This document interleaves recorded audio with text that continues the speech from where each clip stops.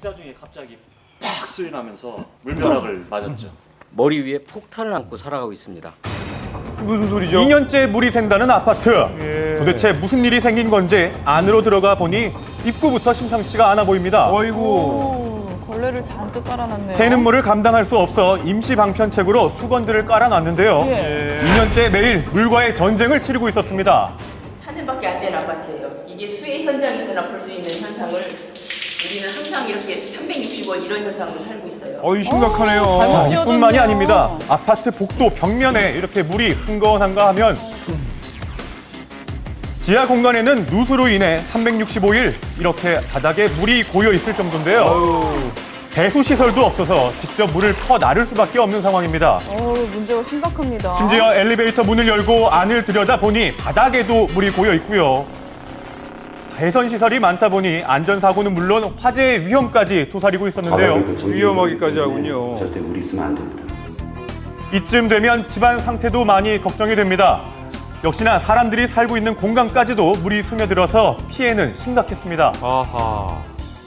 오늘같이 비가 여름철에 많이 그 장마철 내리게 되면 이렇게 물이 나오는 거예요. 너무 불편하겠는데요. 집안에 물기가 스며드는 것도 모자라 최근에는 어머. 새는 물의 무게를 감당하지 못해 천장까지 무너져 내려 생명의 위협까지 받았다는데요. 실내에서 이러면 저녁을 먹고 곤란하죠. 있는데 물이 팍 터지는 거예요. 물폭탄처럼. 새는 물 때문에 천장이 내려앉은 건 다른 집도 마찬가지였습니다. 천장에 물이 샌 원인 바로 스프링클러 배관 때문이라는데요.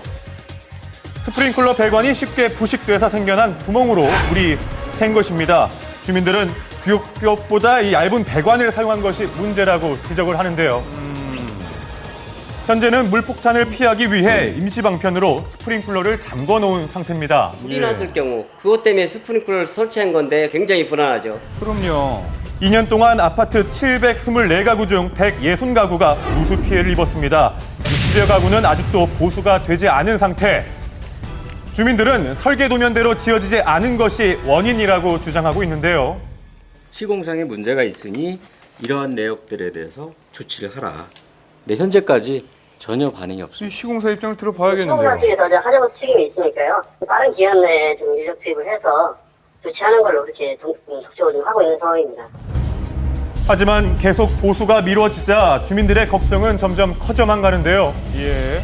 제일 염려가 되고 공포스러운 거는 이 누수 현상이 현재 진행 중이라는 거예요. 어떤 세대에서 얼마만큼 더 많은 세대들이 터질지 이건 아무도 알 수 없는 거예요. 하루빨리 문제가 해결돼 더 이상의 추가 피해가 없기를 바랍니다.